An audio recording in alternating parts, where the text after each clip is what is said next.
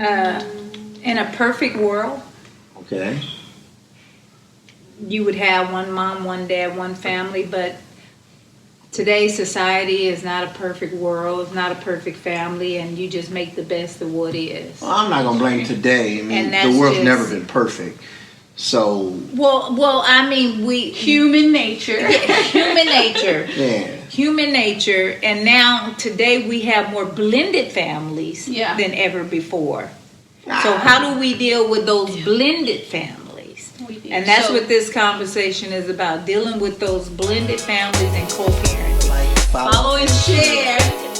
Parenting itself, whether it's co-parenting or any type of parenting in itself is about recognizing that your role and your responsibility as a parent is to bring the best out of that child.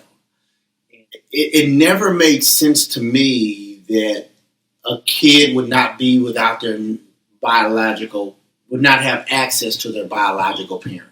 That just didn't make sense to me. Unless there was some like extenuating circumstance where they didn't need to have access Exactly. to harm or a hostile environment. Well, or we're something talking like about that. a normal situation. We're not talking about where somebody's being abusive or mentally ill. Right. We're talking about the average person. Yeah. There are situations where there's mental illness, there's abuse, there's neglect, where you have to kind of take in the best interest of the Well, you have child. to- in that interest of the child. But what I'm saying is, if this person is a decent person in all respects, and you're a decent person in all respects, keeping the child away from that biological parent, I just don't get it. So for us, it was never an issue for me for our kids to have connection to the biological parent across the board. It was never an issue for me. The issue for me comes into play when the biological parent doesn't reciprocate, seeking that relationship or trying to make that relationship happen. So you feel like you're pushing this child on the other parent, but the other parent is resisting. And the kid can feel that resistance, and they notice that resistance across the board. So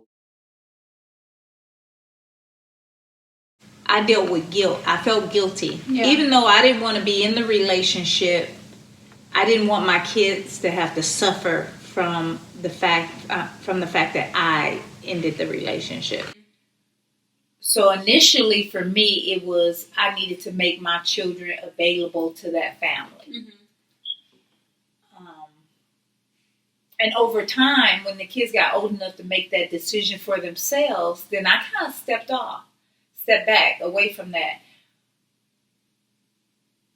Your dad made himself available to be a part of that family as well. You know, whatever he was dealing with, he had enough love for the kids to suck down whatever issues he had to say, okay, it's important for these kids to know this family as well. Yeah. And I think in doing that, it can work as long as there's no sneakiness going on. You know, as long as you're not sneaking behind this person back and still trying to get in this relationship or sneaking behind, you know, because, it's possible and it's what you make it and would everybody make it.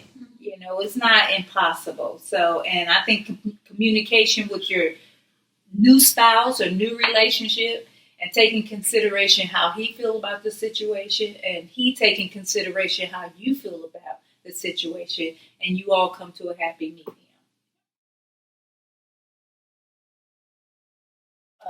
Allowing them to visit outside of whether or not this person paid child support. I mean, I think those things need to be separate. I think we need to, as adults, the adults need to deal with child support issues on a whole different level than whether or not he didn't pay child support, he can't see the kids, or she didn't pay child support, she can't see the kids. I think it's unfair to the kids to do that. Well, not everybody worries about the law, and not everybody makes their decisions based upon the law. Yeah. In fact, a lot of folks operate outside of the law and just do things the way they do it. For me, I think family relationships should be separate from the law. Yeah. And you shouldn't have to have a law to dictate how you treat members of your family and so forth. And actually, in the state of Texas, that is the law, that child support and visitation are two separate things. So you can't hold someone not paying child support against them and them not being able to visit their kids. So you can't even legally do that in Texas if you wanted to. And I see that get mixed up a lot, especially with my generation of friends who are possibly going through some of these same custodial or visitation issues, recently separated. But those are two things that cannot be connected, at least in the state of Texas. You got to get over the past relationships. So the question is, how do you get over the past relationship? Well, you get what you focus on. Yeah. So just don't focus on the past relationship. Focus on your current relationship and focus on the children. Before you get in that current relationship, focus on yourself before you get in a new relationship. You can't move forward if you're still focusing on the past. You know, the old saying, you know, the windshield is large and the rear view mirror is small, and it's that way on purpose because the ideal is you want to be focused more on what's in front of you and only glance at what's behind you.